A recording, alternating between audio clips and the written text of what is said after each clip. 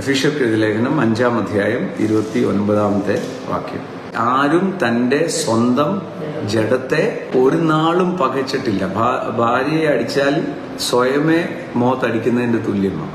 ക്രിസ്തു സഭയെ ചെയ്യുന്നത് പോലെ പോറ്റി പുലർത്തുക അത്രേ ചെയ്യുന്നു. ഒരു ഭർത്താവ് എങ്ങനെയാ ഭാര്യയോട് പെരുമാറേണ്ടിയെന്ന് അവിടെ എഴുതിയിരിക്കുകയാണ്. ക്രിസ്തു സഭയോട് ചെയ്യുന്നത് പോലെ.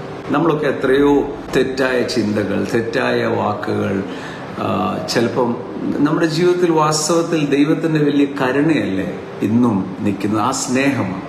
യേശു ഒരു മുഷിപ്പും ഇല്ലാതെ നമ്മളെ സഹിച്ചു എന്ന് വേണം ഞാൻ പറയാൻ.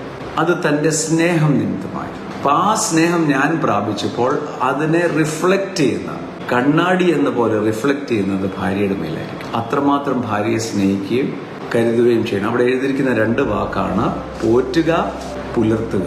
ഇംഗ്ലീഷിൽ നറിഷ്, ചെറിഷ്. നറിഷ് എന്ന് പറഞ്ഞാൽ ഭാര്യയ്ക്ക് വേണ്ടിയതെല്ലാം ഭൗതികമായെല്ലാം കൊടുക്കുക, ശാരീരികമായെല്ലാം കൊടുക്കുക. അത് റെസ്പോൺസിബിലിറ്റി. 2 ചെറിഷ്, സ്നേഹം കൊടുക്കുക.